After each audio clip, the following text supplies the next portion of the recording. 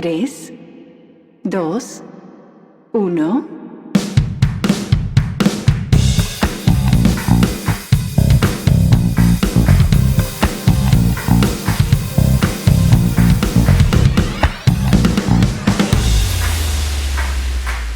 Hola chicos, ¿cómo están todos? Bienvenidos sean a un episodio más de Zona Verde, el episodio número 7, en el cual vamos a abordar un tema sumamente relevante en este contexto por la pandemia del SARS-CoV-2 que estamos enfrentando todavía en México. Y bueno, como han visto o se han de imaginar, durante el actual brote de coronavirus se está produciendo una gran cantidad de desechos como guantes, mascarillas o materiales de protección que pues en el peor de los casos está infectado por pacientes positivos. Y pues definitivamente el manejo de esos desechos biomédicos y sanitarios es esencial para la salud comunitaria y también para la integridad de nuestro medio ambiente. Claro que por supuesto que desde luego que sí. Al día de hoy resulta de suma importancia la gestión adecuada de estos residuos sólidos urbanos derivado de la fácil transmisión del virus y su permanencia sobre objetos y superficies. En este sentido, pues seguramente han escuchado que hay evidencia científica que indica que el virus permanece hasta 3 horas en el aire después de su dispersión y hasta 4 horas en superficies de cobre, 24 horas en cartón y hasta 2 o 3 días en plástico y acero inoxidable. Entonces, imagínense el factor de riesgo que implican las actividades de recuperación, de aprovechamiento y eliminación de los residuos sólidos durante el tiempo en el que se mantiene activo este brote. Puede que tengamos un problema. Es bien conocido que la generación de residuos puede variar por muchos factores como la geografía, la época del año o el estrato socioeconómico, pero sin duda ante una pandemia como la que enfrentamos, las dinámicas de consumo de la población y la modificación de los hábitos sociales por el hecho de quedarnos en nuestra casa. Quédate en casa. Quédate en casa. Quédate en casa. Quédate en casa. No asistir a escuelas, centros de trabajo y en general, pues no realizar todas nuestras actividades rutinarias hacen que la gestión de residuos deba responder a la emergencia y se adecue a las necesidades en pro de la salud humana y el medio ambiente. Con base en esa necesidad de evitar la proliferación o riesgo de contagio por el COVID-19, la Semarnat en nuestro país ha emitido la llamada Cartilla de Mejores Prácticas para la Prevención del COVID-19 en el manejo de los residuos sólidos urbanos. A través de esta cartilla, básicamente se informa a los prestadores de servicios de recolección y separación de estos, así como a la población en general, la distinción en el manejo de los residuos catalogados por un lado como residuos normales y por otro como residuos COVID-19. Estas indicaciones o directrices abarcan desde la fuente de generación hasta su disposición final. Cada residuo tendrá un manejo distinto. Así que sin más preámbulo, vamos hasta Veracruz con Yusin Méndez para que nos cuente todo lo que concierne a los residuos catalogados como normales y con Mario Villavicencio enseguida hasta la Ciudad de México para saber cómo debemos manejar aquellos residuos clasificados como residuos COVID-19. Apúntele bien. Hola a todos, yo soy Yusin Méndez y hoy les voy a hablar sobre el manejo de residuos sólidos urbanos considerados normales que se establece en la Cartilla de Mejores Prácticas para la Prevención del COVID-19 en el manejo de los residuos sólidos urbanos. Dentro de esta cartilla se encuentra la Guía de Acción para el Manejo de los Residuos Sólidos en México durante la emergencia COVID-19, la cual tiene como objetivo dictar las modalidades operativas necesarias para la gestión de los residuos sólidos urbanos bajo el escenario de emergencia sanitaria que se genera por el síndrome respiratorio agudo severo COVID-19, donde nos dice que la permanencia del virus en los materiales que conforman los residuos sólidos urbanos los convierte en un posible eslabón en la cadena de transmisión, justo por el contacto de estos con las personas involucradas en el proceso de manejo, y se establecen los procesos y mejoras urgentes que permiten reducir el riesgo epidemiológico de los residuos en México. Entonces, ¿cuáles son los residuos sólidos normales? Pues son aquellos que se generan en casas y organizaciones no hospitalarias con residentes sin contagio aparente de coronavirus coronavirus. Y a partir de esto, esta cartilla se divide en varias secciones y la primera nos habla sobre las prácticas preventivas en los hogares y organizaciones no hospitalarias con residentes sin contagio aparente. Aquí, en primer lugar, se sugiere un consumo responsable. Ahora se debe evitar la generación de residuos en la medida de lo posible, por lo que la población debe disminuir al máximo el uso de vajilla, cubiertos, bolsas y empaques desechables. Reducir, reutilizar y reciclar. Reducir, reutilizar y reciclar. Y con respecto a la separación y almacenamiento de los residuos que se pueden aprovechar y valorizar, nos dice que se podrá mantener dicha separación, pero deberán limpiarse adecuadamente los residuos con solución desinfectante o anti-COVID-19, que es la que se compone por cloro y agua, almacenarlos separados y limpios y someterlos a una cuarentena mínima de 5 días antes de entregarlos a cualquier centro de acopio o empresa de recolección. Los residuos también pueden resguardarse en nuestras casas hasta que la contingencia concluya y ser aprovechados después. Esto ayuda a la seguridad del personal que los maneja y como las plantas de separación estarán cerradas, estos no se convierten en focos de contagio. Si se presentan casos de contagio en el hogar o la organización, deberán suspenderse temporalmente las actividades de separación de los residuos. En el caso de los hogares o organizaciones que no acostumbren separarlos y donde no haya casos positivos de COVID-19, se manejarán conforme a lo acostumbrado, pero aún así deben rociarlos con la solución desinfectante, embolsarlos y mantenerlos en cuarentena al menos por 5 días. La segunda sección nos habla sobre la recolección de estos residuos y como práctica preventiva para la limpieza de los vehículos de transporte, se indica que al inicio y al final de la jornada diaria, los vehículos deberán ser lavados utilizando la solución desinfectante y para el personal, cuando llegan a su lugar de trabajo, los supervisores deberán realizar el protocolo de revisión de las condiciones básicas de salud que establece que se debe verificar la temperatura corporal y la ausencia de tos y estornudos. Si un trabajador presenta síntomas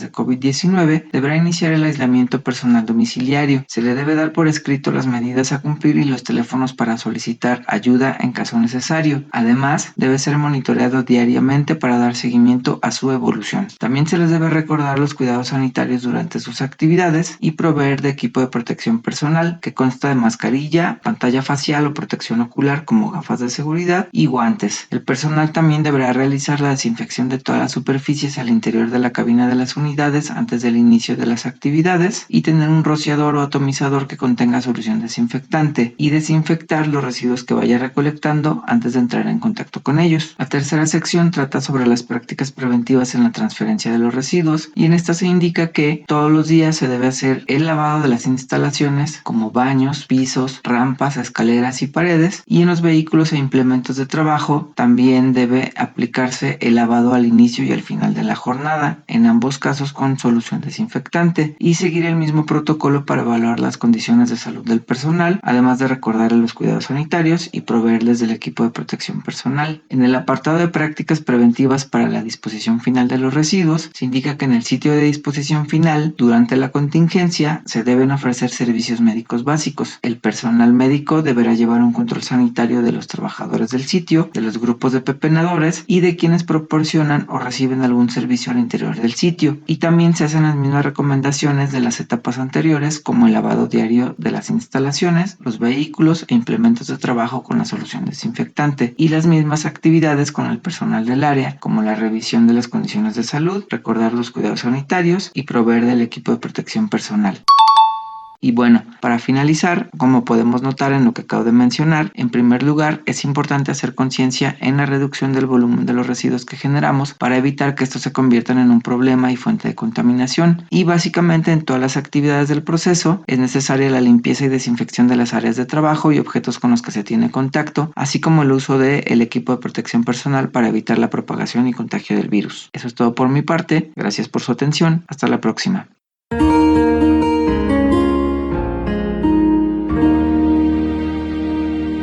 ¿Qué onda, chavos? ¿Cómo están? Les habla Mario Villavicencio y yo les voy a hablar sobre el manejo de residuos generados por el COVID-19. Esto es por parte de la cartilla de manejo de los residuos sólidos urbanos. Hay que definir qué son los residuos del COVID-19. Los residuos COVID-19 corresponden a los generados por un hogar u organización no hospitalaria donde resida una o más personas contagiadas, así como todos los residuos sólidos urbanos generados por los aeropuertos y terminales de pasajeros, marítimas o terrestres. Y bueno, ya que tenemos una idea de lo que es los residuos COVID-19, hay que hablar de cómo se debe de manejar. Deben de suspenderse temporalmente la separación de los residuos aprovechables y valorizables, ya que se convertirán en un foco inminente de contagio al transformarse en residuos COVID-19. Estos residuos COVID-19 deberán de ser rociados cuidadosamente con la solución anti-COVID-19, que es, por cada litro de agua que tenemos, se deben de agregar 4 cucharadas de cloro. Esto es para minimizar la posibilidad de contagio al manejarlos. Y de acuerdo con la información existente, el virus del SARS-CoV-2, que es el responsable del COVID-19, sobrevive en superficies plásticas y metálicas hasta por 3 días, por lo que se debe de prevenir su presencia y proliferación mientras los residuos permanezcan almacenados. Para su almacenamiento se recomienda usar al menos 2 bolsas, una dentro de la otra. Las bolsas deben de ser cerradas con guantes desechables y no deben comprimirse con las manos, y debe evitarse el acceso de mascotas o animales callejeros a dichas bolsas. La Semarnat hace énfasis en que estas bolsas se prefiere que sean de compostaje, y la bolsa exterior debe cerrarse herméticamente e identificarse con una leyenda que diga que tiene residuos COVID-19. Estos se deben de aislar en un recinto alejado y debidamente ventilado hasta que sean recolectados. Todo esto forma parte del punto 5 de esta cartilla, pero en el punto 6 se habla de su recolección de los residuos y señala que estos deben de recolectarse por un sistema especial, instrumentado de preferencia por la Guardia Civil, que bajo la supervisión de la Secretaría de Salud deben recolectarse, pero este punto no ha quedado lo suficientemente claro o no se ha dado a conocer en los medios de comunicación las directrices de este punto, puesto que en primer lugar en México no hay como tal una institución llamada Guardia Civil, ni tampoco se hace referencia en el documento a dónde ponerse en contacto en caso de tener residuos COVID en nuestras casas, por lo que se asume o intuye que en este sentido serán los mismos recolectores de basura quienes a final de cuentas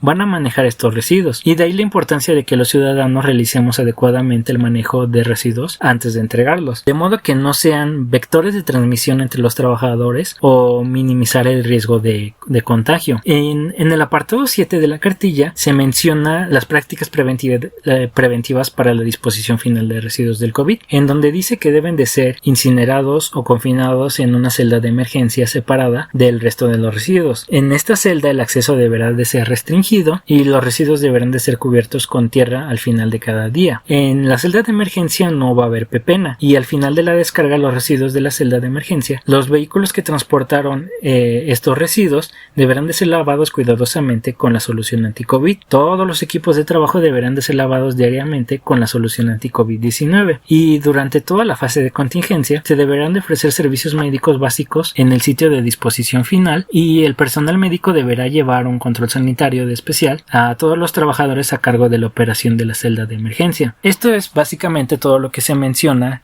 en la cartilla acerca de los residuos COVID-19. Hay que seguir los puntos para evitar más contagio, que se prolifere esto, que se expanda en más tiempo. Y bueno, eso es todo de mi parte. Cuídense mucho, sigan todas las recomendaciones. Nos vemos en el próximo podcast.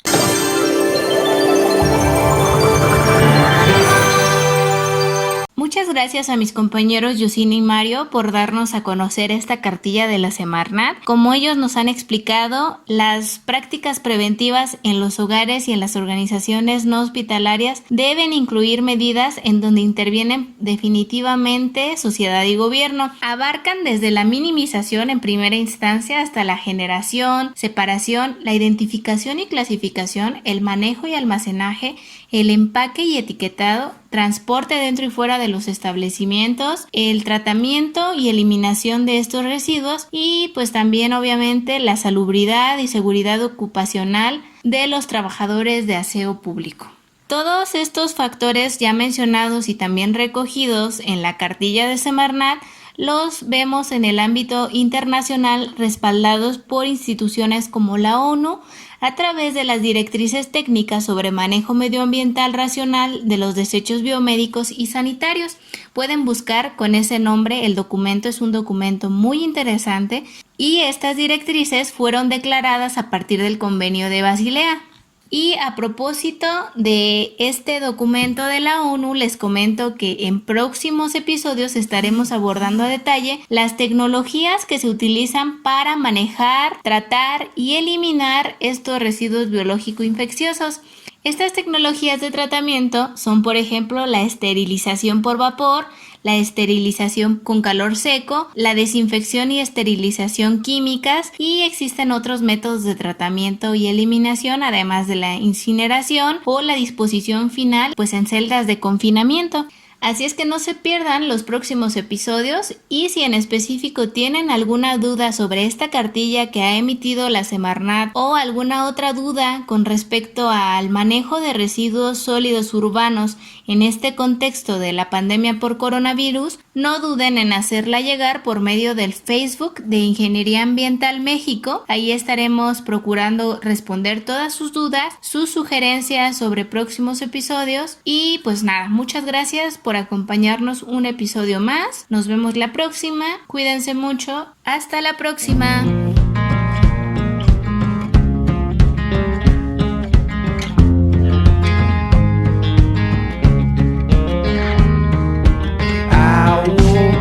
This morning didn't recognize the man in the mirror.